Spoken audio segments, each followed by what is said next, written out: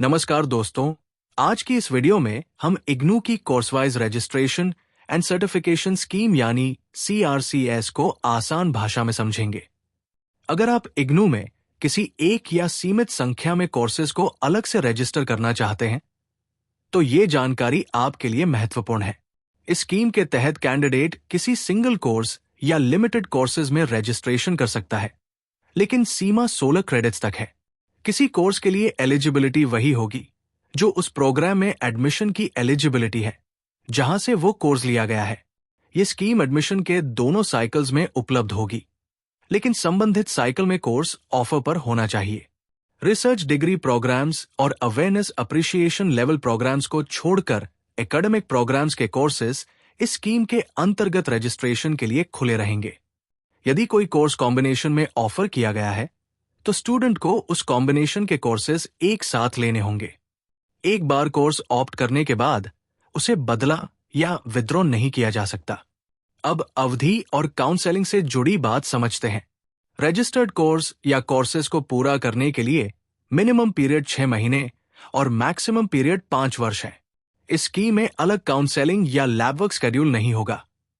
Students को allotted learner support centre के संपर्क में रहकर काउंसलिंग और गाइडेंस लेनी होगी। कोर्स पूरा करने के लिए यूनिवर्सिटी की सभी निर्धारित एकेडमिक रिक्वायरमेंट्स पूरी करनी होंगी। सफल कंप्लीशन के बाद स्टूडेंट को certificate of completion of course दिया जाएगा, जिसमें कंटिन्यूअस या कॉम्प्रहेंसिव असेसमेंट और अर्न्ड क्रेडिट्स के आधार पर प्राप्त एरियाज का इंडिकेशन होगा। अब बात करते हैं फी स्ट्रक्चर की। फी प्रत्येक कोर्स के लिए और लिए गए टोटल क्रेडिट्स के आधार पर कैलकुलेट की जाएगी। कोर्स फी प्रोग्राम फी रिवीजन के अनुसार बदल सकती है। एप्लीकेबल रजिस्ट्रेशन फी भी देनी होगी। दिए गए स्ट्रक्चर के अनुसार 4 क्रेडिट्स तक के प्रत्येक कोर्स की फी 1000 रुपए है, जबकि 4 क्रेडिट से अधिक वाले कोर्स की फी 2000 रुपए है। इसलिए रजिस्ट्रेशन से पहले क्रेडिट वेटेज और फी चेक करें। अब CRCS के क्रेडिट्स को इग्नू के रेगुलर एकेडमिक प्रोग्राम में ट्रांसफर करने के नियम समझते हैं। कैंडिडेट्स अर्न्ड क्रेडिट्स को इग्नू प्रोग्राम में एडमिशन लेकर ट्रांसफर कर सकते हैं, लेकिन उस प्रोग्राम की नोटिफाइड कंडीशंस पूरी करनी होंगी। सबसे महत्वपूर्ण सीमा यह है कि स्कीम के अंतर्गत अर्न्ड क्रेडिट्स का अधिकतम 50% ही संबंधित प्रोग्राम में एडमिशन के समय अलाउड होगा। प्रोजेक्ट या इंटर्नशिप के लिए अर्न्ड क्रेडिट्स ट्रांसफर नहीं किए जा सकते। Credit transfer concern regulatory authority के रूल्स के अनुसार होगा। क्रेडिट ट्रांसफर के लिए एप्लीकेशन जरूरी होगा और प्रोग्राम में एडमिशन फिक्स होने के बाद एप्लीकेबल रूल्स के अनुसार ट्रांसफर फ्री होगा। क्रेडिट ट्रांसफर केवल उन्हीं कोर्सेज के लिए दिया जाएगा जो उस पर्टिकुलर प्रोग्राम में ऑफर्ड है। यदि CRCS में कंप्लीटेड कोर्स उस प्रोग्राम में ऑफर्ड नहीं है, तो उसका क्रेडिट ट्रांसफर पॉसिबल नहीं होगा। स्कीम के क्रेडिट्स को यूनिवर्सिटी के ऑफर्ड एकेडमिक प्रोग्राम में ट्रांसफर की अनुमति असेसिंग अथॉरिटी के रूल्स के अनुसार दी जा सकती है। UGC framework for credit transfer और applicable fee transfer of credit से संबंधित प्रोविजंस भी महत्वपूर्ण है।